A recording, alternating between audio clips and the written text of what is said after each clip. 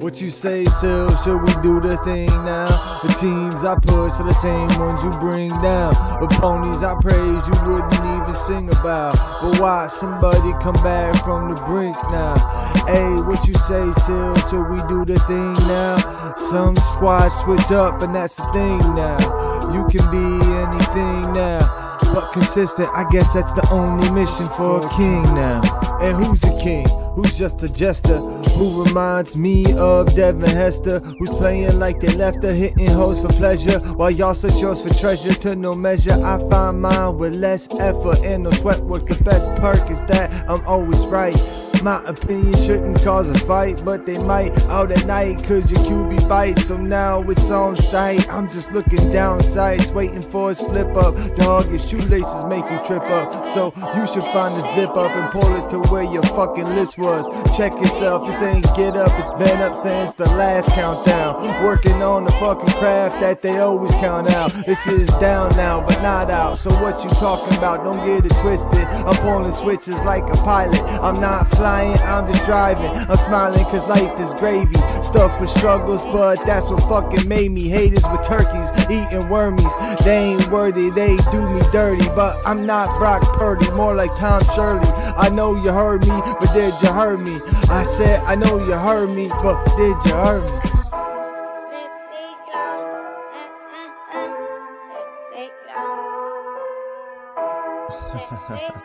My dumb ass.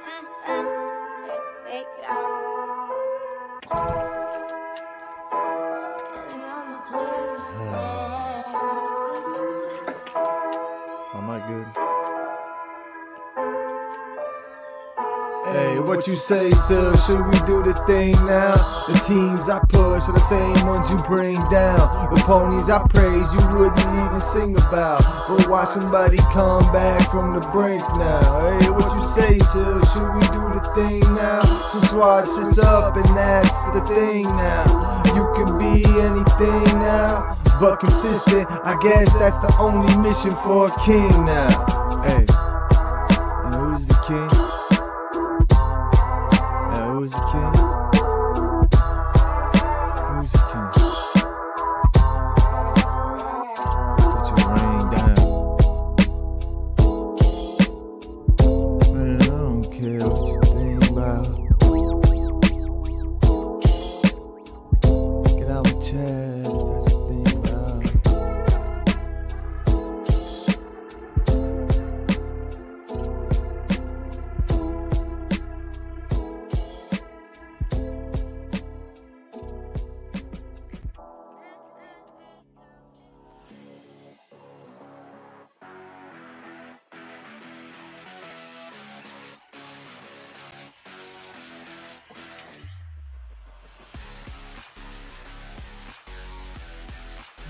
We back! It's everyone's favorite show to get mad at, Power Rankings Tuesday. I hope everyone's having a good day. Sorry we missed you on Mini Monday recap. I wasn't feeling that good. I had to go to sleep. It's a whole thing. But thank you for being here. Today was a whole thing. But tonight's also going to be a whole thing with not just me, my co-host Sylabdul. How you doing tonight, man? Hey, this is, like I said, it's probably our favorite show to do, man. Yeah, dude. It's gives us a little forecast of the week, and which fan base will we piss off today? Is the question. Exactly. And you're on the we part of this now too, because you might be starting to piss some people off. I tell you, dude, if you could only see the comments that are on the power rankings afterwards, because it is live. We're live on Soul Nation Sports Network right now, but afterwards, the live lives on my channel, and I've been getting some comments like, "You guys are wrong. You're wrong." Really? Oh yeah, dude. Yes. I'm like, hey, and they're confused by the week. So I'm like, this is last week's. Relax. But some people might still be telling me I'm wrong today. They still might be like, hey, you are wrong, dude. You're wrong. It's the start of week 14 right now. Right now. Everyone, calm down. Week 14. It's week 14. Either your team had a big win or a close loss yesterday, depending on who you are. And real quick, before we get, I shouldn't say real quick because we'll take our time with this, but we didn't have the recap yesterday, but I did want to go over some reactions.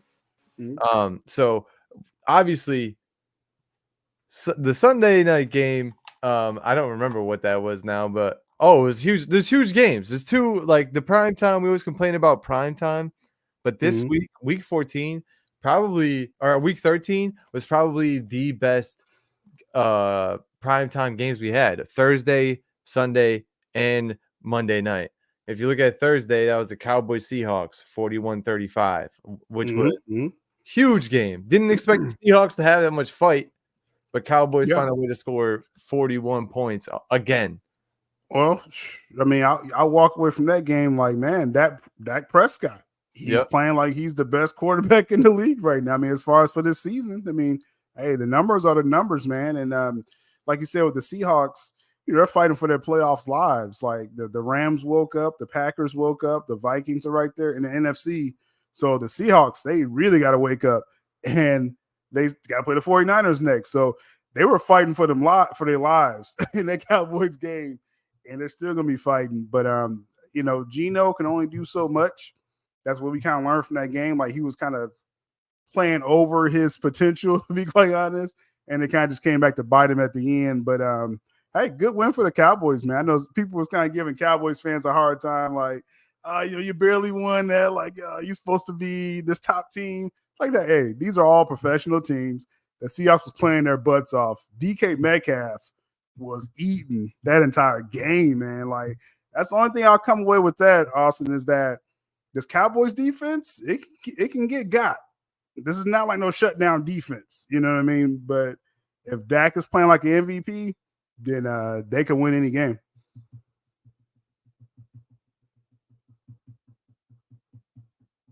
Muted every time. Every time.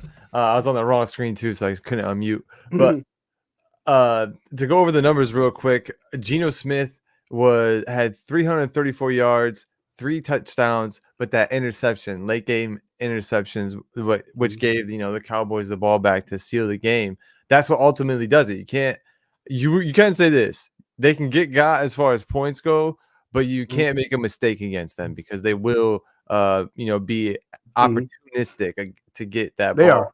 They are. And only on the ground game, you only gave up 60 yards to Charbonnet, albeit he is the backup. He's not or like the second, the running by committee. He's not the main guy. Kenneth Walker the third's out, and then as you said, DK Metcalf 6 receptions, 134 yards, 3 touchdowns. He caught every single touchdown from Geno Smith, dude. And that's how he's supposed to be. But like DK Metcalf, like you got this nasty weapon right there. I mean, I could see him in a year or so being like, bro, like trade me somewhere where I can like do this every game. You know what I mean?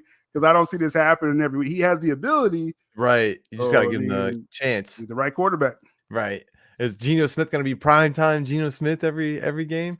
And then on the other side, he was 23 for 41. I find this very interesting. On the other side, Dak was 29 for 41. So completed 6 more passes. He only had 299 yards, though. And same amount of touchdowns, no interceptions. So three touchdowns, no interceptions. Tony Pollard on the ground only had 8 more yards running. And CeeDee Lamb, he had 12 more receptions than DK Metcalf, but still had less yards. He had 116 yards ultimately and a touchdown. So I guess, Tony Pollard, I keep saying if they have a running game, it's really going to make the Cowboys, take off. But 20 carries, 68 yards. That's not going to get it done. They're not going to have a running game.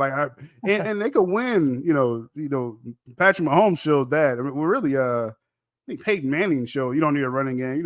Brady, that era, right? Show if you have the quarterback, you don't need the run. I mean, you want to use a running game That's fair. where, necessary.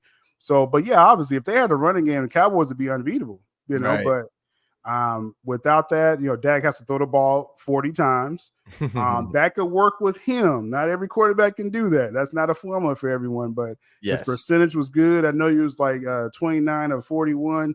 That's a great percentage. Now, 23 of 41, that's actually not a good percentage, to be quite honest, for Geno. So the difference was there at the quarterback. Yeah, Geno's almost missing half his passes there, if you look at it terrible. that way. Yeah, it's not good.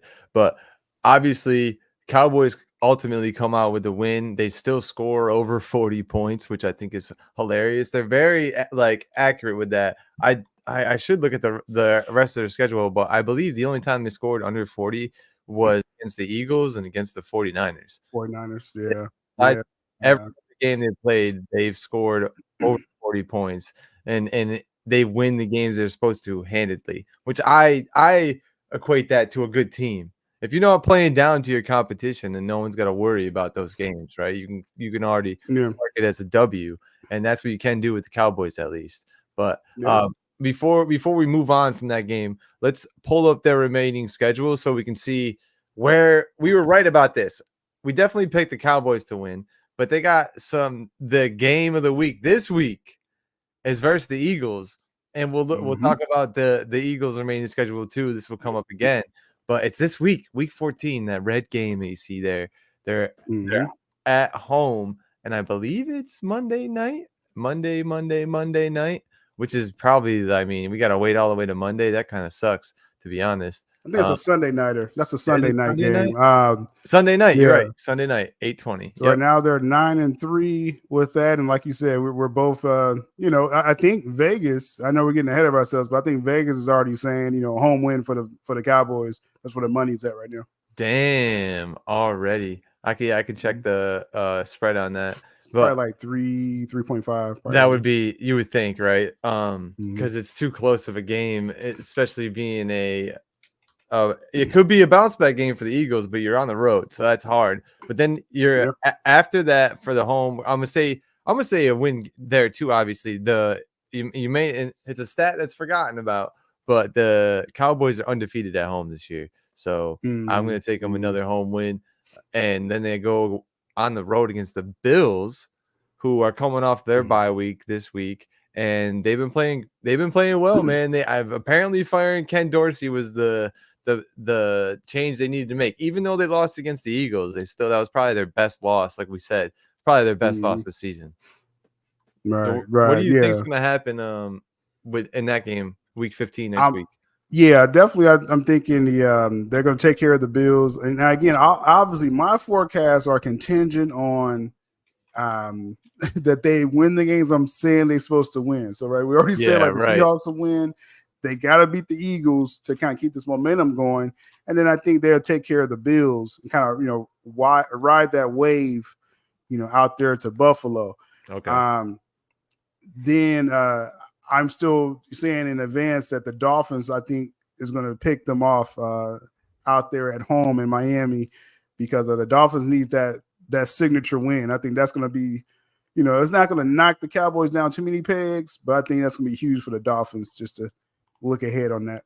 Okay. And just so I finally got it up. Against the Eagles this week, it is 3.5. Every book has that at 3.5 across the board, which is crazy. You normally don't see that. And I think, man, going against the Dolphins at home also tough. And the Cowboys, all their losses have been on the road. So yeah, I assume they're gonna lose one more on the road. Then back home again though versus the Lions, who the Lions have been barely winning games. They barely winning. That's a W. Cowboys taking care of them. At home as well too. Yeah, that may be a blowout. Yeah. Oh dang, blowout. That's 8:15. That might be on a Monday. And then TBD to the time, the week 18 versus the Commanders. That's away, but still a dub.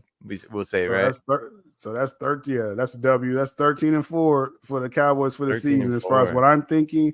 And if they take care of the Eagles like they're supposed to, you're probably dealing with some tiebreakers. Maybe the Eagles will drop even another game. But I think the Cowboys have a really good shot of getting the number 1 seed, which is insane. In the NFC East, you mean? Right. Yeah. The NFC overall, because I think the 49ers are going to have 4 losses as well. So it could be some tiebreakers there or whatever. But But yeah, I'm just saying they really have a shot. Yeah. Damn, bro, that's crazy. I don't know if I see the 49ers losing one more, but obviously the game of the week they won versus the Eagles. And like, I did not expect that to be the route that it was, but it ended up being a route. I mean, Jalen Hurts goes down, gets a concussion, and it kind of blows all the steam out of the sails for the Eagles. But like, you got to give credit to where it's due. Brock Purdy and the 49ers that came in and, they had a spiteful revenge game because of the NFC Championship and all that. I will say this. I hope they didn't treat this like, all right, we did it, because there's a good chance they're going to see him again. And now the Eagles get to have the revenge game. So that you got to be worried about that come playoff time. I'm looking at like with the Eagles all season, they haven't been playing their best game, and it's always like, they won, but Right. and I mean, obviously all it counts is that you win. But it kind of caught up with them in this game. I think it was just, they got ran off the field, man. That's fair. It was in Philadelphia. You know what I mean? In Philly. I mean, I'm just saying, man, that was a pretty tough loss. And, this is obviously, a rival team, top tier team. You got to go through each other to get to the Super Bowl. So this loss almost kind of like two losses. It felt like for the Eagles.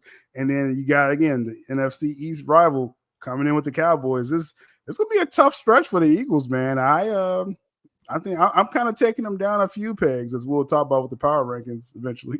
The Eagles, yeah.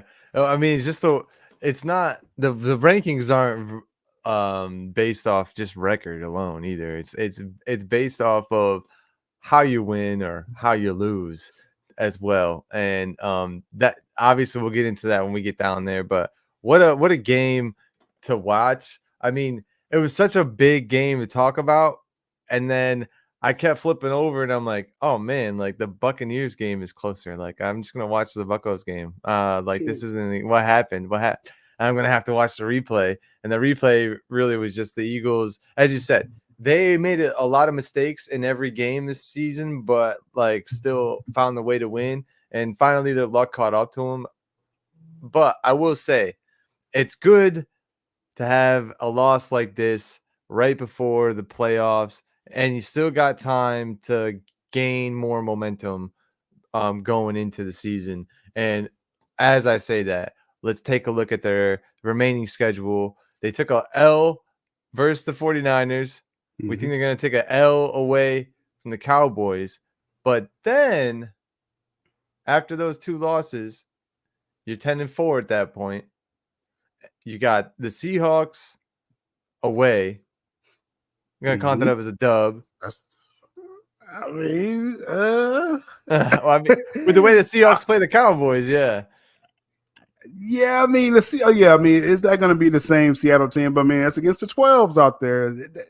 And you got a desperate Seattle team you're going to be facing that week. That's true. I'm not ready to give that W to them. I mean, it's like, are they going to really lose 3 straight? That'd be crazy, dude. I think I'm gonna go with the skid on there. I'm gonna ride the wave that they're on the road. You lost a tough one you got destroyed at home. You Cowboys handle their business. Yeah. And then I think the 12 is gonna take care of them. I'm gonna put that as a loss just on my side. Wow, that's crazy. All right. Well, hey, I don't blame you, but I still think maybe the Eagles take that as a bounce back game and get lucky again. But then Giants, Cardinals, Giants. What do you think is going to happen there? Yeah, I think you should take care of business with those. Though, hey, the sneaky game with the Cardinals right there. But I think, especially if they drop it, the game against the Seahawks, I think they'll win out after that. Then you're looking at a 13-4 record right there,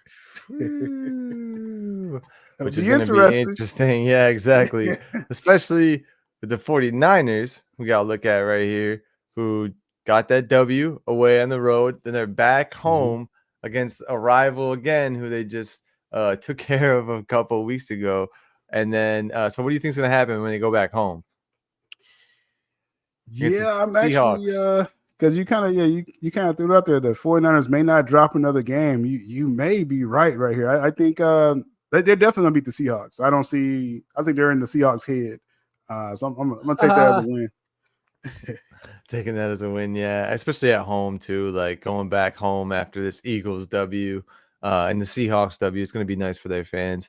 And then away versus a Cardinals team that's liking to upset people right now. What do you think is going to happen in Arizona?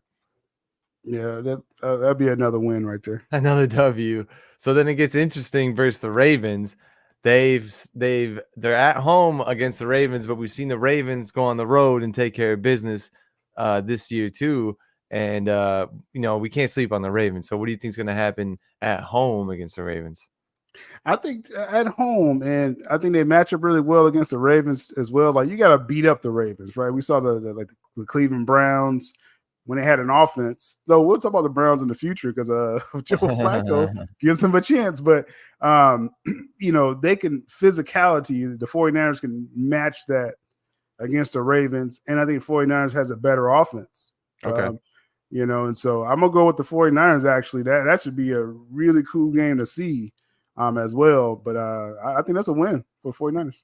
That'd be interesting. Yeah, I can think they match them with offense, and at that point, the defense should be good enough. Rolling the Ravens defense, they get slept on, but not by us. Not by us. Mm-hmm. No. The bird gauntlet, as Israel said, absolutely, dude. I mean, Seahawks, Eagles, Seahawks, Cardinals, Ravens. That's all the birds, man. All the birds. And then versus the Commanders, away versus the Commanders, probably dub, right? Come on, probably dub. Yeah. But then they go to their LA counterpart, the Rams, who might be fighting for a playoff spot at that point. Because we'll talk about it going into to the rankings. What do you think is going to happen week 18 versus the Rams? The 49ers, they clinch the playoffs probably at that point, might be resting some people.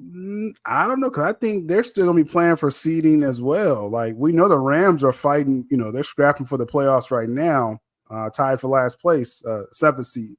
And of all the teams out there that can match physicality and just knows the scheme of the 49ers, it's Sean McVay and the Rams.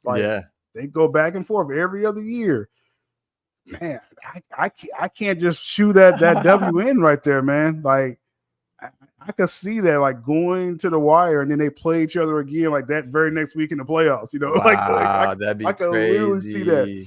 Yeah, I'm gonna give the 49ers if the Ravens don't get them, I think the Rams may get them. I'm gonna give them 4 losses. 4 losses. Forecast here. Yeah. Good luck to all the NFL people. I got to decide the tiebreakers and stuff. Because there's going to be what? We're predicting three 10-4 losses. 10-4 teams. Jesus. Yeah, good luck. We're going to have to take a look at all the tiebreakers, especially if the Cowboys take care of business against the Eagles at home. Well, that's the thing there. It depends on that, right? If the Cowboys do, because I think the Eagles, the Eagles going to win when they're supposed to, even if they lose to the Cowboys. Yeah. 49ers as well. But if the Cowboys don't handle business, then it'll be an easy forecast. Like, thanks, Cowboys. Thanks for appreciate you. You're making us right. Yeah. Thank you. But dude, and then before we get into everything as well. On my side of things, what I'm watching, obviously, I'm watching the Buccaneers, and they did pull off a win versus a division rival. CJ Stroud, I guess, wants to just have his best game against us, or actually, we didn't have 2 of our top linebackers, so our middle of our defense was just held up by shoestrings because we had a practice squad player playing, and the backup. Oh, he played against Bryce Young. Okay, yeah. He's on the Panthers. Okay, Panthers. Yeah. Did I say CJ Stroud? Yeah, both. Oh, my bad. Yeah, quarterbacks. Yeah. Bryce Young. That's who I meant. Big difference. Big difference. Yeah, my bad on that. But either way, our linebacker situation got down to where we had a backup safety playing linebacker because there was so many injuries during that game, but still held up, still got the win. Mike Evans had a 75-yard touchdown, which is crazy. They tried to call it down at the 1-yard line, and then they reviewed it. Oh, it's in. He's crazy. Mike Evans, man. Mike Evans, like I said, he still got it. I mean, it's not like he's not this old veteran or something. But still, sometimes you forget when you don't see all those highlights of these players. But Mike Evans is still top tier wide receiver. You know, that helped y'all's offense, you know, get a Super Bowl a couple years ago. And he's, you know, he's top 10. You know, he's top 10 hands, route running, everything. So it's good to see him making plays. And man, with the Bucks, man, it's like the NFC South that's such a terrible division, man. Like the Falcons are terrible. Like they're winning. The Falcons are winning, but they have terrible quarterback play. Like Desmond Ridder, like there's no way he's starting next season. Like they're holding this together with, you know, bubble gum and duct tape or something to drag these Falcons to the, you know, try to get to the playoffs. But it's gonna come down to it though. The Bucks, if y'all can't beat the Falcons head to head, y'all ain't gonna deserve the playoffs. Like if you can't beat that team next time, bro. Like I saw some of that game on the red zone. I never want to watch the Falcons game ever again. They have terrible quarterbacking. And they somehow pulled out a W. They somehow won, but 13-8, man, 13-8.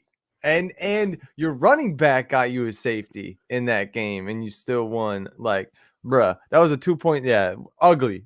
So if the Buccaneers don't win, they won, and then now they're only a game back. I think they're behind the Falcons right now. They're lost behind. Yeah, they're 5-7. So this is their remaining schedule. They took a loss versus the Colts, took a W versus the Panthers. Man, they don't have an easy schedule coming up. I'll be honest with you. They got the Falcons next week in Atlanta. I mean, it might be. I hope it's not a tough win, but I'm gonna go W. This schedule kind of coincides with the rest of the Falcons' schedule as well, and the Saints. Right. So I'm gonna have to forecast them as well. We'll go over them because depending on what happens in these games, it may they need to win out to control their destiny regardless. That's the best way to control your destiny. But if they lose some of these games, it may not completely push them out of the playoffs, just depending on how the Falcons do. But if you can win against the Falcons, obviously you can leapfrog them in the standings. Because I believe we did win against them at home as well earlier in the season. So I'm going to beat the Bucks. They did? Oh, yeah. My God. It was a close one, but yeah. So that's what I'm saying. They have to win. They have to. This is a must win against really your division games are, like you said, like let's say if they drop, because they have 7 losses right now, right? Yeah. Is that correct? The Bucks. Okay, so you got to win this Falcons game. And let's say you drop one against the Packers, because the Packers are hot right now. They're red hot. Yeah. That won't take you totally out as long as you took care of the Falcons and you hold serve till you get to the Saints, right? So but I say a W for the Falcons. I mean, because they have to win it, man. They have to. It's a must win. Oh my God. And it's funny if you look at their schedule, they don't play in prime time at all the rest of the season. It's a 1:00 or a 4:00 game. Deservedly so. But yeah, against the Packers, I mean, they're away. They're playing in Lambeau. I'm going to say it's probably a loss there, honestly. And then they are home versus the Jaguars. Jaguars have been playing down to a lot of people this season, so you got to win that one. But they could lose. What do you think is going to happen in the Packers and Jaguars game? It's probably the toughest games that they have. Well, with Trevor Lawrence sprained his ankle, so he's probably out for a couple weeks. Oh, geez. It didn't look that good. What was that, last night? Because they lost against the Bengals in overtime. After Trevor Lawrence got hurt. They lost that game. So I know the Jags are a scrappy team. I mean, that's a winnable game for the Bucs. Right now, I'm gonna give them a W as long as Trevor Lawrence isn't playing. Okay, and then Saints Panthers, as we said, those are the last 2 weeks, last 2 division games, and then it's the most important against the Saints at home. I'm gonna give them a W because they won against the Saints on the road earlier this year in the Superdome, and then against the Panthers, you got to win that again, and they won at home against them. So I'm gonna give them 2 wins to end the year. What do you think is gonna happen in the last 2 division games they have? Yeah. So definitely take care of the Saints. Yeah. At home, and like I said, I mean, I definitely need them to go and take care of those Panthers. Keep them down there in those losses. So be 8-9. that's 8 losses for so it'll be 9-8 if they take that loss against the Packers that I'm thinking they're going to take. So 9-8. I mean, that could win the division. And again, it depends on what the other teams are doing, like you said, as well. But they got to take care. They definitely got to take care of their own business. But I know I do. Like I said, they're going to get another loss in there somewhere. But you got to win those division games. It's going to be a tough rest of the schedule. It's not going to be easy.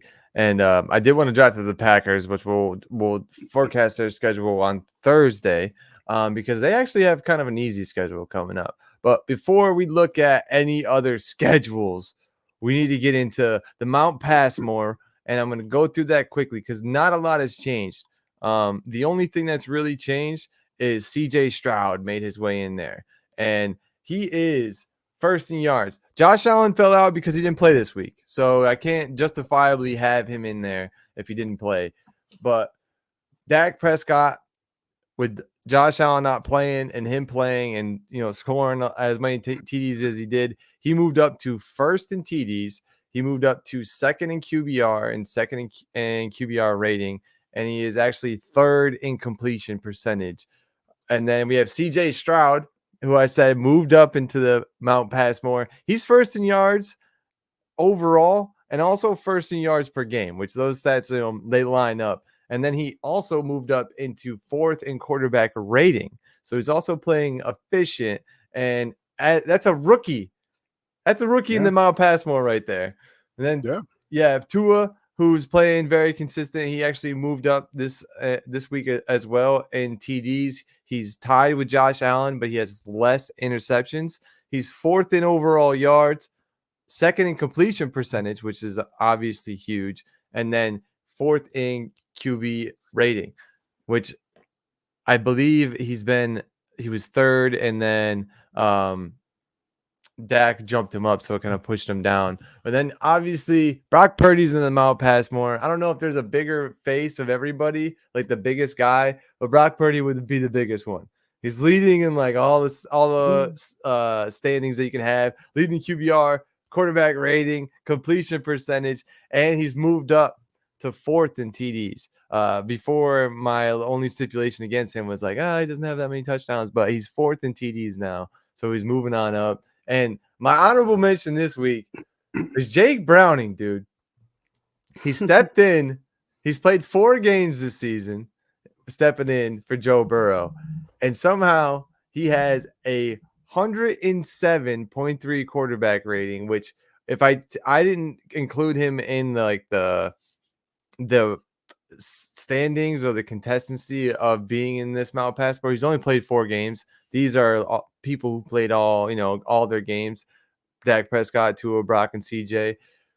Jake Browning, though, in those 4 games, over 100 quarterback rating, and he would actually be leading in completion percentage. He's a full 5% over Brock Purdy, but obviously he's thrown less passes, so he's attempted less passes. That's why his percentage is going to be higher. But I just wanted to honorably mention him, a backup coming in and doing the deed, man, doing his work.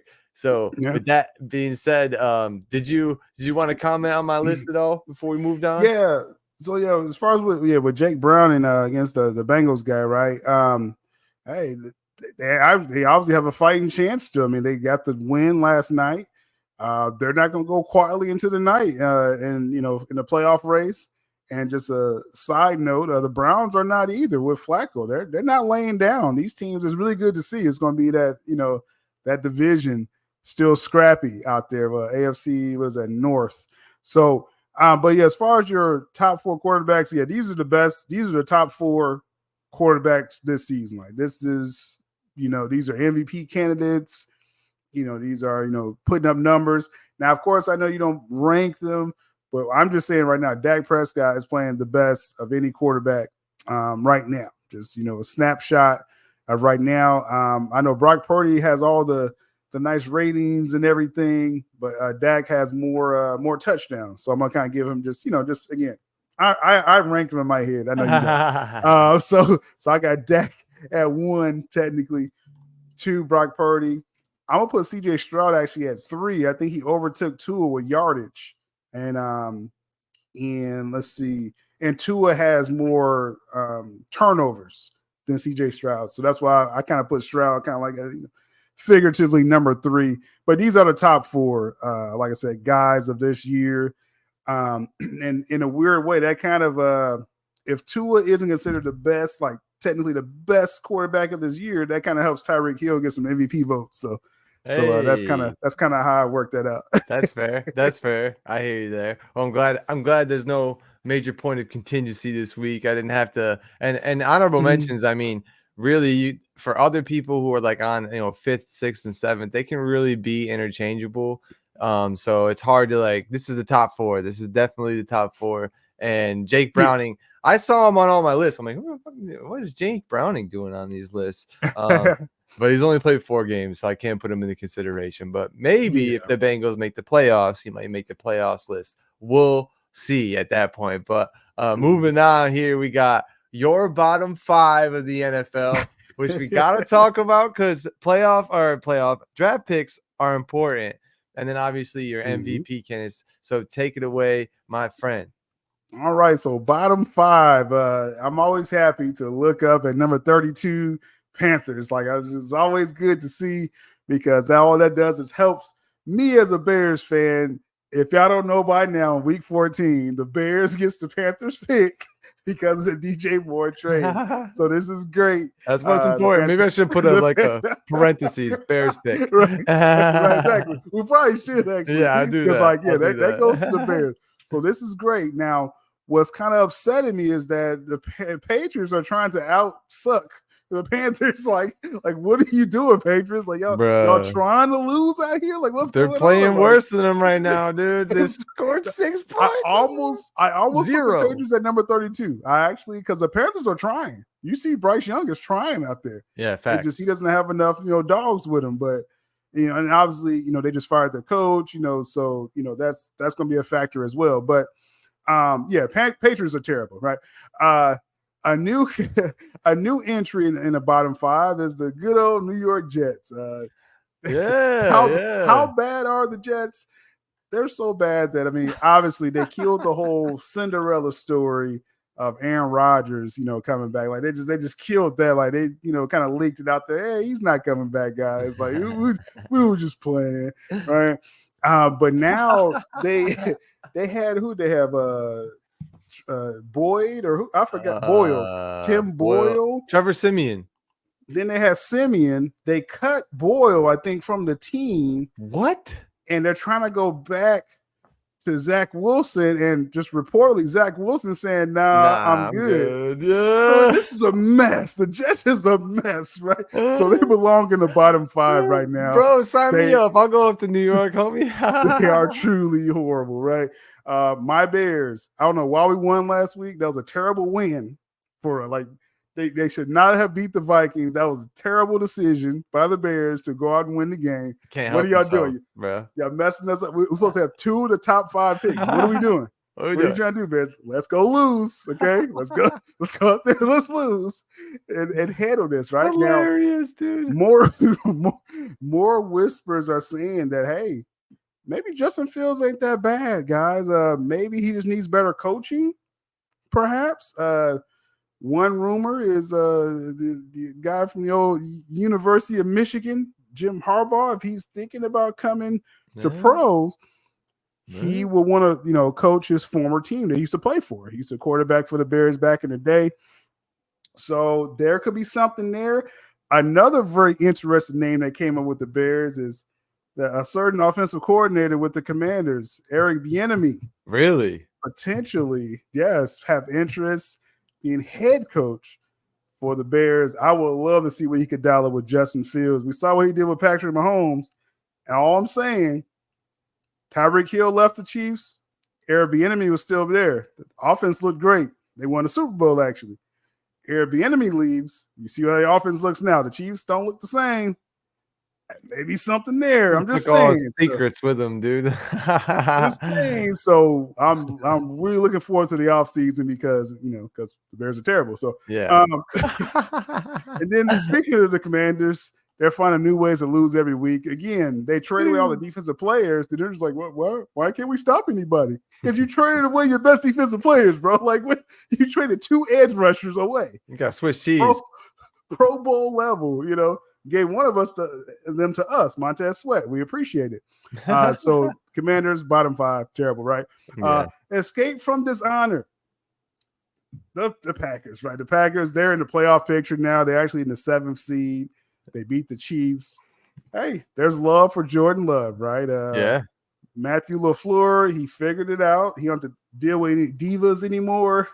Aaron Rodgers, he's like, let's just, you know, and really the Packers, their running game isn't where it should be, but Jordan Love is making all the throws, man. I gotta give him love, man. We gotta get love.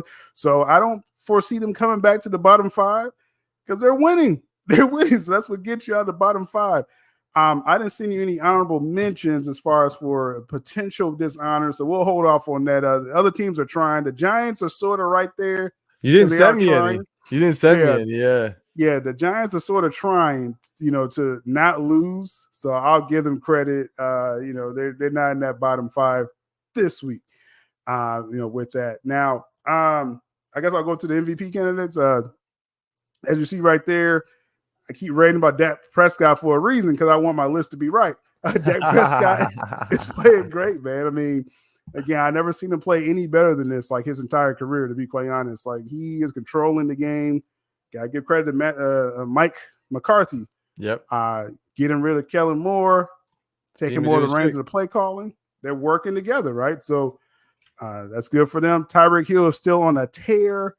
You just pencil in 100+ yards a game, potentially a touchdown each game, about 8+ catches a game. That's what Tyreek Hill is doing. This is like Randy Moss numbers that he's doing right now. I'm talking about peak Randy Moss, like record-breaking year numbers. That's what Tyreek Hill is doing. And he does it every week.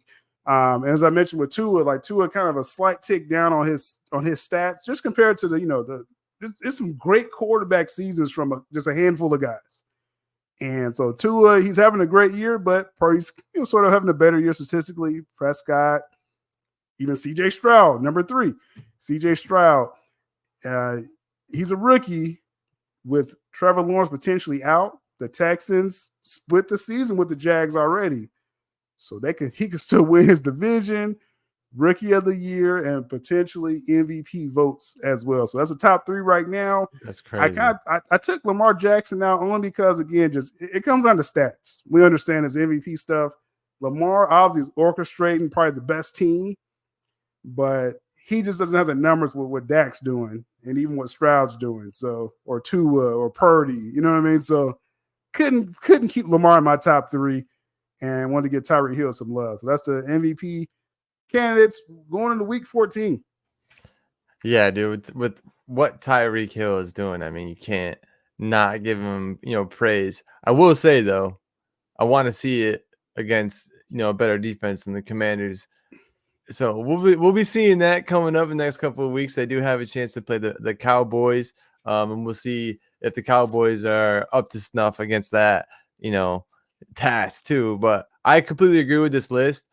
I don't know who else I would possibly put up there. I mean, it's crazy to me that we're looking at this and we're looking at CJ Stroud being an MVP candidate as a rookie, dude.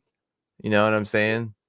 It's crazy. Like, because Brock Purdy, and what's your thoughts on this? Because a lot of people are sort of there. I mean, there is like some noise saying like, oh, Purdy is, he has all the measurables, all the numbers that you mentioned. He's leading pretty much every QB category. Are we counting his team like against him? Like, are we saying because you can just get Debo and CMC and you got a top-rated defense who added Chase Young on top of that? Like, is that working against Purdy? Is that what you think? I would, man. I mean, well, to me, and I think in our opinion, it's working against Purdy. But when I I don't turn on ESPN because I don't watch ESPN like that. But I'll watch some clips on YouTube of the ESPN shows, and everybody is talking about Purdy like he's the surefire MVP, especially after this last game against the Eagles, which I don't see it like that. Just because, I mean, we have already had an example of it. I don't know, and I don't know if we'll have another example of him losing all of his weapons in the same time. Mm-hmm. And I don't want that to happen necessarily because, obviously that means his best players have gone down. But without those players, he's not the same quarterback. And I say not only does that factor against him, but on the other side of things, if we're comparing him against CJ Stroud, it makes CJ Stroud look even better because who the hell is he throwing to? Right? That's the point. Who's on his team? Exactly what you just said. That's my point. Is that as great as Brock Purdy is playing, I don't take that away from him at all. I mean, I'm a fan of the 49ers, but CJ Stroud has comparable numbers with less. Dak Prescott, I think, again, is playing better than any quarterback right now. So it's like Purdy, you're going to have some consideration, but these other circumstances, they're kind of doing a little bit more than you, even though you're great. You know what I mean? Like, you got to let them down easy a little bit, but it's like, Dak is playing out of his mind. CJ Stroud, it's a joy to watch CJ Stroud play. Hopefully he gets a primetime game before they flex it in or something like that. Because America needs to see him play quarterback, man. They do. He's really good.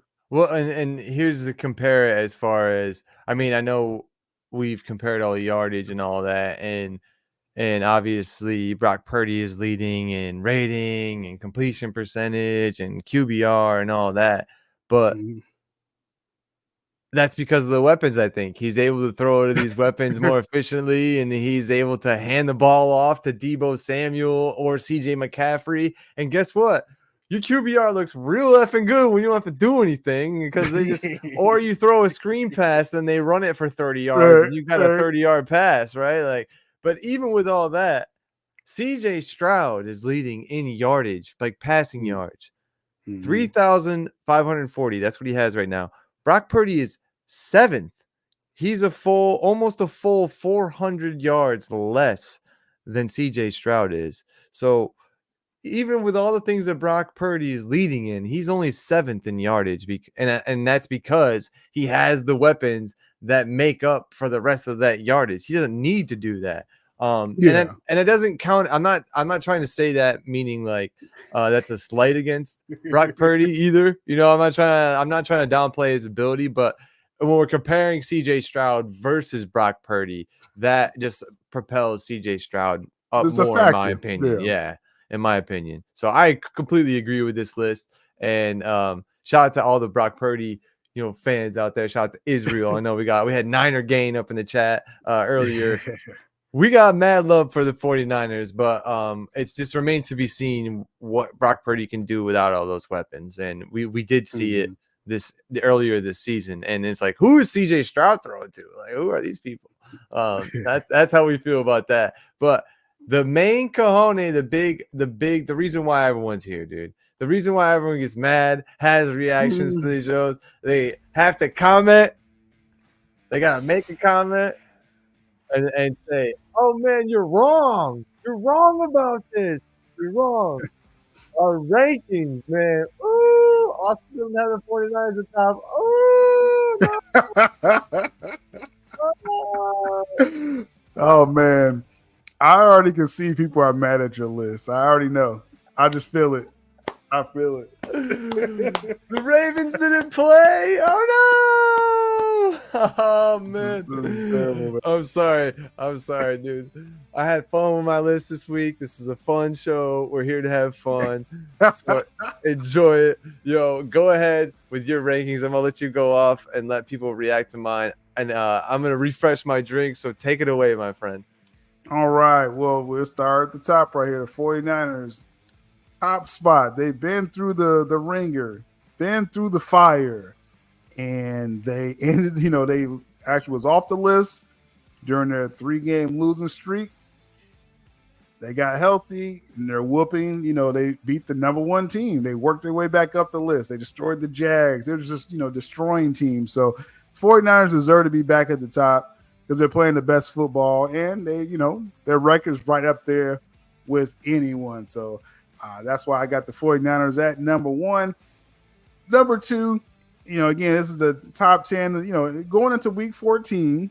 The Ravens, they're on a bye week, but I don't see any team surpassing them on their bye week. So the Ravens are still the number 2 team to me in the NFL until something. We'll see what happens with the Dolphins in the future there. But I mean, the Ravens, like I said, when they play, they're great. I don't see anybody kind of catch up with them. Cowboys number 3. This is either as high as the Cowboys going to get, or it's going to be all downhill from here. I think the Cowboys are playing their best football right now, meaning Dak Prescott is playing his best going into this huge matchup with the Eagles. Because if the Cowboys lose this Eagles game, the Cowboys are plummeting. They would never get back over the 5th ranking again. That's how I punished the Lions. They had some terrible losses. Yeah. They were banished to under number 5. Cowboys, you'll go back down there too if you lose against the Eagles. And speaking of the Eagles, number 4, I've been waiting to drop the Eagles for like a month now. So they finally lost to the Cowboys. They haven't been playing the best ball, man. They haven't. Like, they just, if something is still missing, I thought the Bills should have got them a couple weeks ago. You know, the Chiefs, if they could catch the ball, they would have got them a couple weeks ago. So it's just the Eagles are, they're solid. If they don't have home field, I think they can get bounced pretty early in the playoffs, to be quite honest. But we'll talk about that another time. Number 5, Dolphins. They're riding high as well, but same thing with the Cowboys. You got to beat a good team. It's funny, they're going to play each other, Cowboys, Dolphins, in a couple weeks. But, I mean, the Dolphins, they need a big win. They got to take care of the Bills when they play them coming up as well, too. We'll see how high the Dolphins can fly. That's not a good analogy, but right there. Swim. It's like I don't know. But number 6, the Lions. The Lions are got a great record. Complete team. Lions. Good job. It's probably as high as you're going to get for the rest of the year. So number 7, the Chiefs, because the Lions did beat the Chiefs earlier. So I still got to respect that in my pecking order. Yeah. Chiefs are at 7. Chiefs, man, just ain't the same mojo, man. Offense, y'all see when y'all watch the offense, like is Mahomes playing bad quarterback play? Like, what is going on? Like, he's missing throws, and then it's the receiver's fault every time. It can't be the receiver's fault every single time. I know. Okay, like I think you're just missing some throws, buddy. Like we need to, get this together here. So the Chiefs, stop doing commercials. Hey, another loss or two. Chiefs may be out of top 10, y'all. We're gonna keep an eye on that. You got these hot teams like the Texans, CJ Stroud now. Hey, like I said, MVP candidate, insane. He's like top 4 quarterback. Like when you compare his numbers to every other quarterback right now, this rookie is in the top 4. Insane. Yep. These are the Texans, right? Yeah, these are the Texans that he has. Like who's he passing to? Nico Collins. I never heard of this guy before, like week 4, right, of this year. Tank Dell, the little speedy wide receiver. He has a major injury, so he lost. Actually, CJ Stroud lost one of his weapons. Yeah, people that I didn't even know. So I don't even know if he's going to miss him because I didn't know him before. So like, I don't know. I guess he's good, but CJ Stroud is still throwing the ball. You got Dank Tell now? Is it after Tank Dell? It's like who? Right? So it's like with the Jags having some injury issues now because the Jags lost Trevor Lawrence and Christian Kirk early in that game. The Texans are ripe to win their division. They probably can move up more on this top 10 as well. The AFC South is very interesting. And speaking of my second home away from home, Indianapolis Colts, just all they're doing is winning. This season is just like, this is a fun season. We're not expected to do nothing. We ain't supposed to win nothing. We just keep winning. Again, with the Jags losing a couple players, we can jump into that playoff conversation even more. And it's about a scrappy defense. That's how the Colts play. Minshew magic. Jonathan Taylor's out for a couple weeks. We got Zach Moss. He could probably make the Pro Bowl. Zach Moss has been playing pretty good running back this season. I was telling you. Michael Pittman, great receiver right there. So they have a complete team, solid coaching, running game, scrappy defense. That's a playoff-looking team. So that's great. And welcome to the top 10. Though I hate you, the Packers are in the top 10. Hey, you go on a winning streak like this, you outplay Mahomes on a primetime game, Jordan Love. Yep. The Packers deserve to be right here. Their offense looks great. all the receivers that Aaron Rodgers hated, they're all playing good without him now. How does that work, right? like what does that mean? Like, maybe these kids are good. Christian Watson, next year, I see him making like that leap, like a real number one. This dude was mossing people. He got speed. I don't know about his route running, but we'll see. They got Romeo Dobbs. They got a couple of guys over there at the Packers, man. So there's some dogs. This is a playoff looking team as well, too, because they always have solid defense. It was about, can Jordan Love step up and play? And he's showing that he could play, man. So with them winning, he's at the top 10 right now. That Sparta kicks off the Broncos. It was a magical run, but you still got to score points in this league to stay in the top 10. And even if the Broncos won, I still think the Packers was hotter than them. The Colts looked better. So the Broncos, y'all Sparta kicked, but I may even told y'all the bubble after this. Jags, you had those injuries. Again, you lose Trevor Lawrence. I mean, hey, that doesn't help your chances to stay in the top 10. Plus, you lost, and Christian Kirk is hurt as well. I don't see the Jags returning back to the top 10. And as I mentioned, bubble spots, the Bills, I'm just holding the Bills right there. I'm just holding them, the Bills on the bubble. I need them to get a quality win. Y'all jump back up there. The Rams, hey, come on, Matthew Stafford, Puka Nacua, Tutu Atwell, Kyron Williams. The dude is like I said, it's like a Marshall Faulk level right now, the way he's playing. Yeah. Rams are fighting for the playoffs. They're right there. And finally on my bubble, Joe Flacco. I had a feeling about Joe Flacco, but I had to pick. You said it. Yeah, I was like, I don't think they're going to win, but they could do a lot worse than Joe Flacco right now. With that, and you just have a steady quarterback like Joe, they have a chance still to make the playoff. They're still in the playoff. They're still, I think, the 6th or 7th seed. So they still have a fighting chance to make the playoffs with that defense and a veteran quarterback, Joe Flacco. So I'm keeping him on that bubble to further notice. But that's the top 10 and the Sparta kicks right there. You got holding them on to life support, those Browns, dude. Joe Flacco, man, my goodness.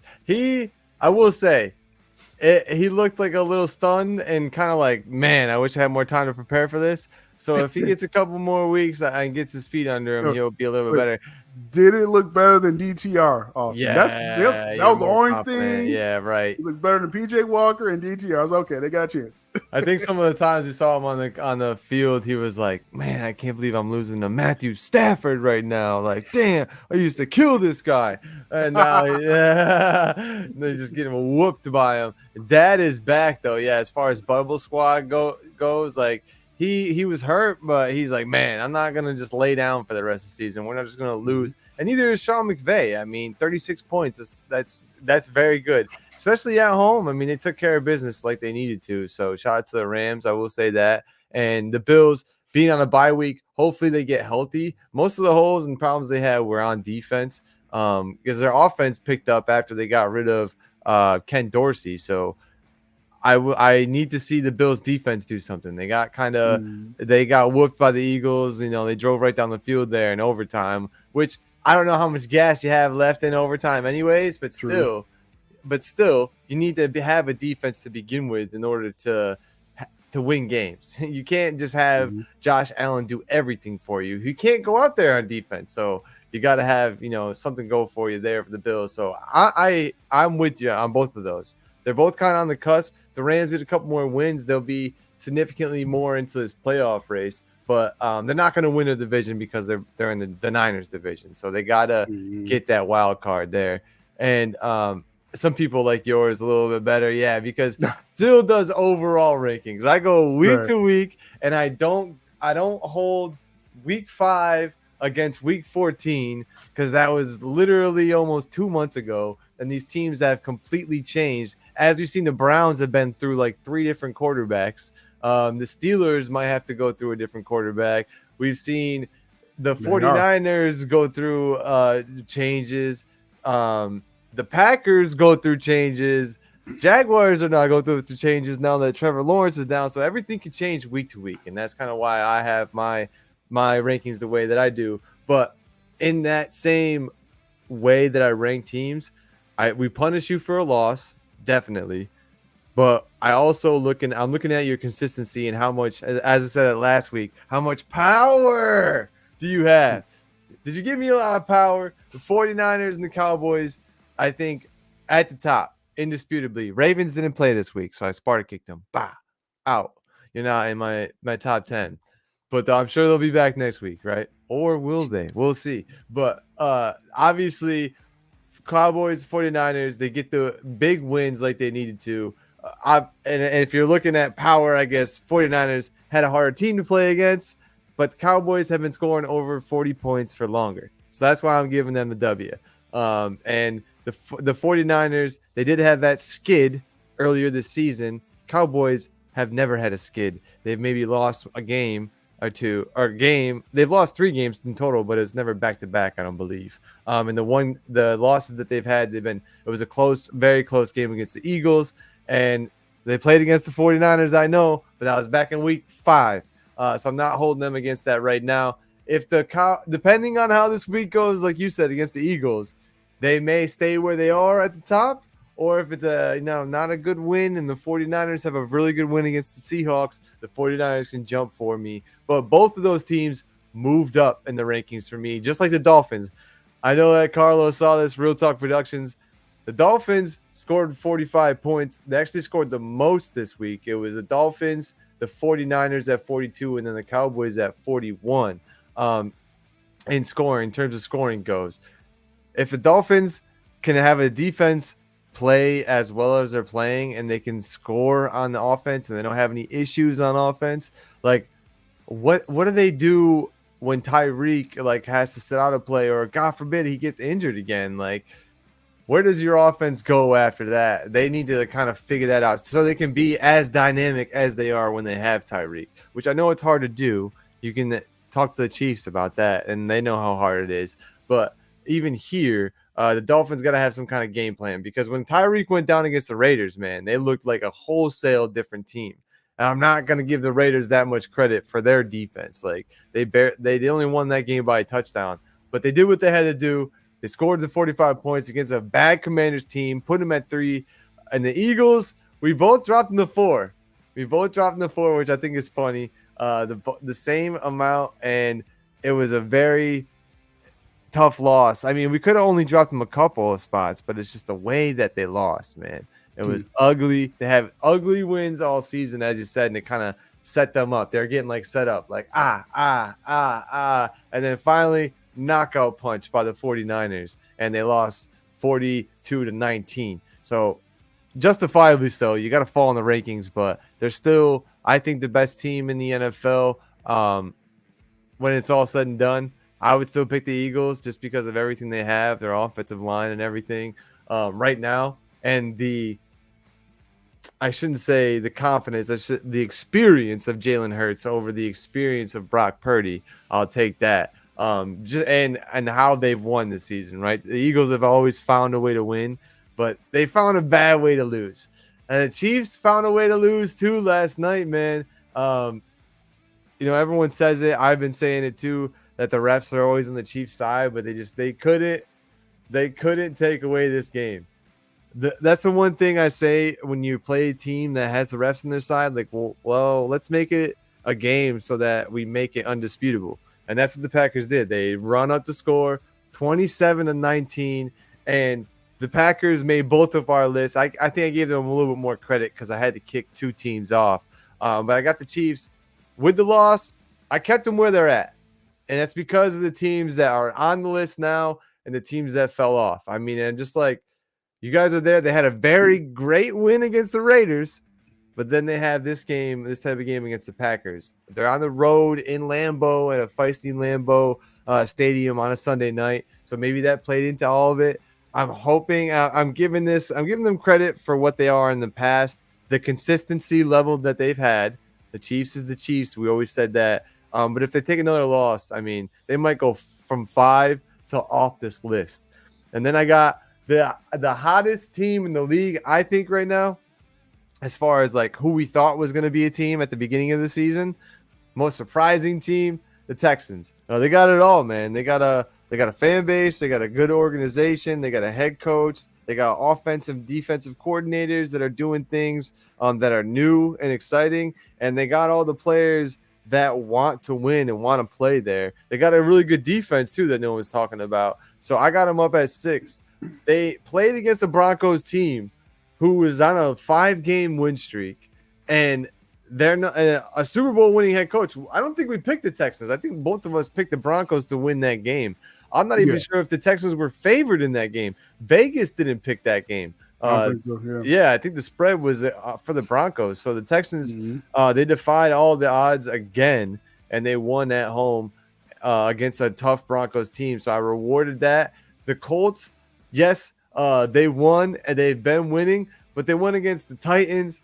They won against the Buccaneers. So it's like, the Texans have been playing some really tough teams and getting some tough wins. So that's why I'm giving them the credit over the Colts. Packers on a roll. 3-game win streak, I should say, and it's who they've beaten. That's why I'm putting them there, right? The last 2 wins, Lions, Chiefs. So since it's so soon, I can't put the Lions above the Packers, and that's why I have the Jaguars there. They lost out at home in primetime. It's just like, what are you doing? Who are you? Obviously, Trevor Lawrence goes down. That's never good for your team. But we've said it earlier in the season. He has that look of bewilderment. Oh, homie's got an Amber Alert. You're good. You're good. That's good. I'm glad you got it. I'll just make sure I wasn't getting one. But the Jaguars, man, let's see what they are if they have to play without Trevor Lawrence. It's a sprain, so maybe it's not that bad. But they're already kind of leading their division. And if they go down anymore, though, the Texans could pop right over them, and they might lose their playoff spot. So they can't just, hey, let's take off a week. Trevor Lawrence might play through the pain and play through this next week because you can't be losing games. And then the Lions, yes, for me, they're back, okay? I Sparta kicked them last week because of the loss that they had, and then they barely won against the Bears. I hear you from your money train talking all the smack after they go up 21-0, which I'm like, yes, 21-0 on the Saints. Like, kill the Saints because I'm a Buccaneers fan. I want the Saints to lose. But then I'm like, whoa. Jameis Winston's in the game, and he's getting them in the game. So, that's very worrisome. If you cannot finish a game, to say like that's the whole point of being a playoff team, is you run up the score and then you get the foot on their throats and you don't make it a game. You never make it a game. But the Lions consistently make it a game with these teams that they shouldn't be making it a game against, especially the Saints, especially Jameis Winston. So the Lions. They burst the bubble for me with the win and being the fact that they're leading their division, but I'm very iffy. I'll Sparta kick them so quick again if they take another L. But that is the top 10, and I want to go over the Sparta kicks real quick on my side of things. The Steelers look the ugliest that they've ever looked. The ugliest. Which is surprising to say, even though they've looked really bad, all season. Kenny Pickett goes down. Never a thing to see your starting quarterback go down. But ever since I saw and had an in-law at a family party talk ish to me, way back in the day, Mitch Trubisky was like a rookie. He was starting for the Bears. He was playing pretty decent. And Mitch Trubisky just has this dumb look on his face. I'm sorry. That's how it looks. He's just like, huh? That's how he always like, oh man, I can't believe I threw the ball there. I didn't see that guy. That's how he looks whenever they cut to him after he throws the ball. And that's exactly how like my in-law looks. They look the same. And I had to work with this guy all the time. And he ended up being an awful coworker to work with, just a dick. So every time I see Mitch Trubisky, I'm like, oh, there he is again. And when you have a bad game, man, I feel real good about doing this to you, Mitch Trubisky. This is me looking back at Mike Tomlin. All right, it's almost like it. Man. Yeah, go ahead, man. This is Sparta!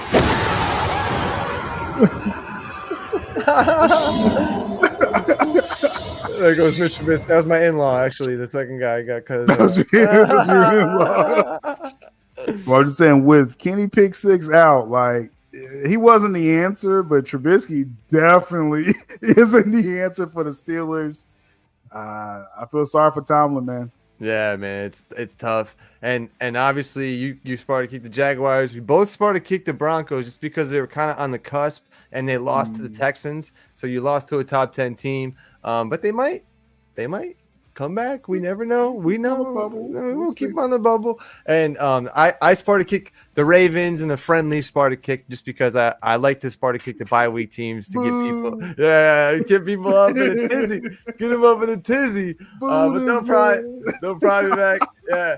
But Carlos is absolutely right, man. The Chiefs are next on the block. I mean, I gotta tell you, you guys all know how I feel about Taylor Swift's boyfriend. To see him on the sideline like this.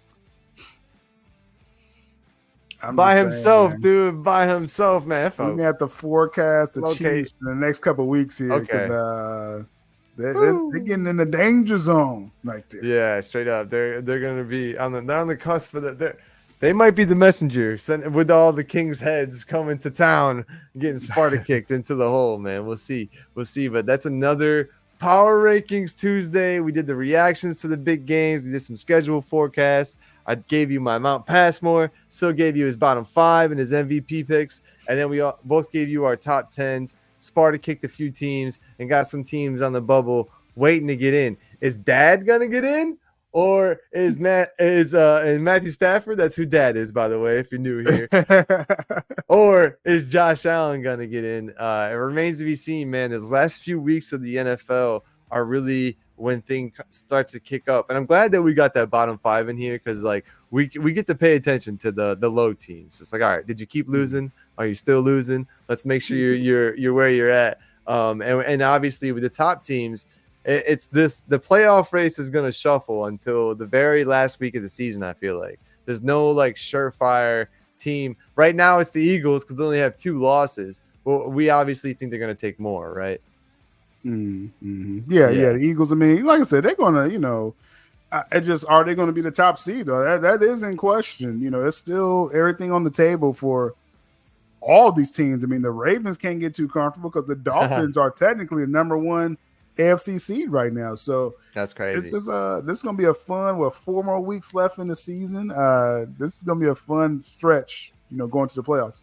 Got a lot of teams to forecast coming up, so I'll get on working on that. But yeah, before we get on out of here, did you have anything you wanted to promo? And I'm gonna look up real quick what the Thursday game is as you do that. Well, definitely, we want to keep pumping our sports stuff for sure.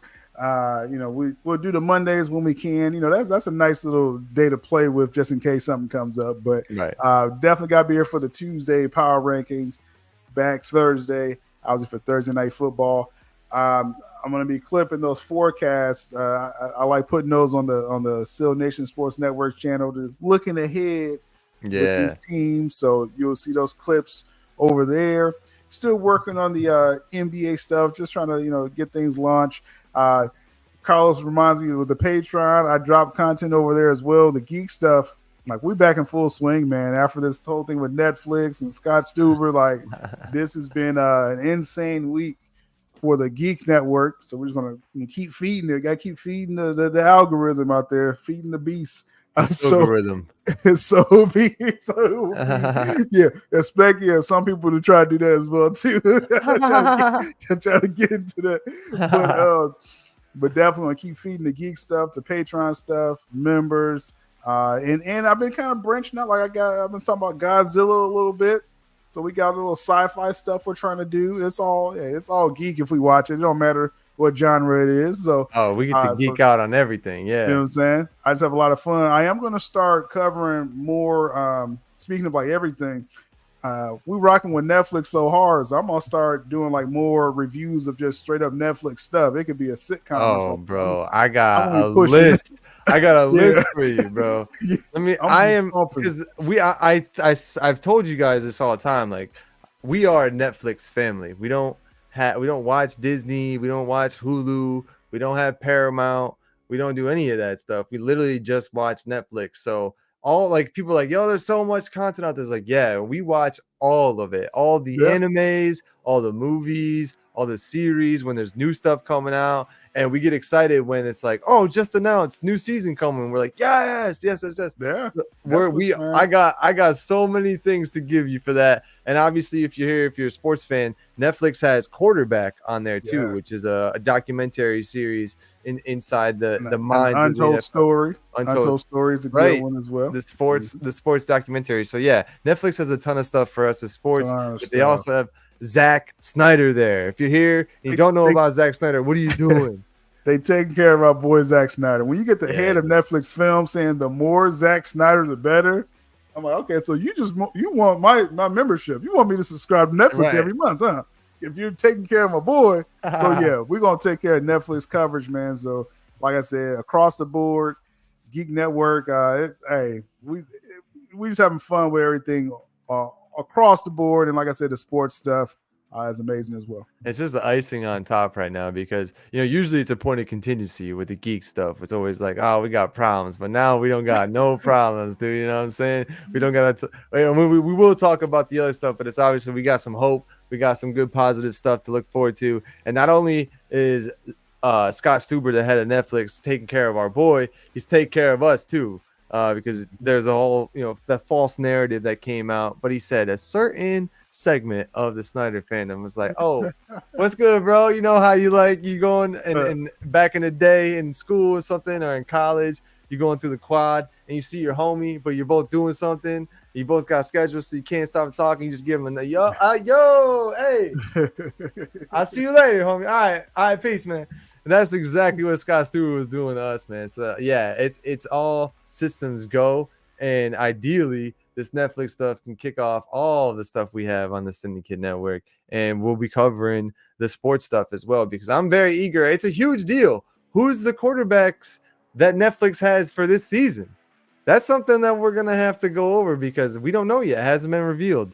They're keeping it very under the realm and under wraps, so we got to find out who that is. Side note too, because I still got to catch up. Because I do have a HBO Max is built into my cable, so I still have Max. Right. Hard Knocks in season is the Dolphins, so I got to catch up. They have the episode that is ready like that next week. So like this week's episode that covers this past game, it's coming like probably tomorrow or something. So that's really cool. Like in season, you see what they're doing week to week. Yeah. I like I love that show Hard Knocks. So I want to start covering that for the sports network channel as well. I need that absolutely because I'm not gonna watch it because I don't have HBO Max and I ain't paying for that. But I do love Mike McDaniel, dude. He is probably my favorite coach just because he's like so eccentric, so out of there, and all the things that he does, all the little quips, like that's how I was when I ran cross country, when I played basketball. Like that's how I am with all my teammates, with all the people that interact with me. Just because you like to, as a quarterback, whatever, you like to get in the minds of all your people. So I love Mike McDaniel. I'd love to see that. We need more football coverage. It's never enough, dude. It's never enough. And Hill's wife, oh no. Hey, man. Hey man, we need the coverage still. We need the coverage. But yo, thank you everybody for being here. Obviously, Carlos, JT, DC, Israel, Skywalker was here. Niner Game was here. Sickness was chilling out with us all day today. We appreciate y'all being here. Daniel Barry Sports said yo as usual. JT said Netflix got Doom. Yeah, they got Doom. Yeah, they got Dune. They've had Dune for a minute, dog. They are clowning, man. They got Mario World or whatever that one is too. They just got that too. They got the Mario Bros. Are you serious? Yeah, they got that too. Netflix is making moves. Yeah, dude. They can't afford Gotham City though. Yeah. Did you know that the light in Gotham costs $2 billion to license? So you got license. The light, Mr. Gordon. You got license to the city. The Batarangs. Like, bro. Gotham City PD, dog. I mean, come on. and then Scott Stewart was like, "Oh yeah, sure, yeah, we love to license it. What are you talking about?" Yeah. How much is it? More sack the better, dude. Is a blank check. All right, man. Write your number down. But facts, yo. It's a great time to be a fan, and to be a sports fan, obviously, is the best time. Being that it's almost playoff football. Now everyone is a time of season where your team has a chance. So you're saying there's a chance, even if it's an outside chance like the Buccaneers. I still got a chance. So thank you, everyone, again. We'll see you on Thursday for Patriots Steelers mid-off. Yeah. Will you see us Thursday? It might be the quickest damn fucking countdown we ever do, man. It's gonna be a terrible game. That game is so bad potentially that when they hype the game, they show this quarterback versus this quarterback, right? For the Steelers and Patriots, they have the coaches' pictures. They didn't have the players. It was Belichick. It's Belichick versus Tomlin. Don't worry about who's quarterback. It was TJ Watt and Belichick, because we have no idea what the hell we're doing in the Patriots organization, dude. Strap up, Mel, dude. That's a mid off. You see Belichick with the cut off sweater. This is a total mid off, bro. I'm mad that they didn't Photoshop a jersey on his ass, dude, for that picture. Watch Masked Singer. Yeah, watch Masked Singer instead. Yeah, that's gonna be a terrible game, man. That's gonna be such a terrible game, bro. We gotta talk about it. It's football. We gotta talk about. We'll do some schedules. We'll do some schedule forecasts and all that, y'all. So there'll be a reason to be here on Thursday. Sure. And I also on Thursday I do my my new segment, Sports Scenes. So I'll be getting another scene from the cinematic universe, wherever it is. If you guys have any, recommendations, throw them my way on Twitter at @NoGoliath, and we'll see what it is. We'll see you on Thursday. We're gonna have fun, man. Just like if we had to watch Wonder Woman 84, we roasted it. We'll roast this game too. So, everybody have a great night. We'll see y'all back on Thursday. Peace.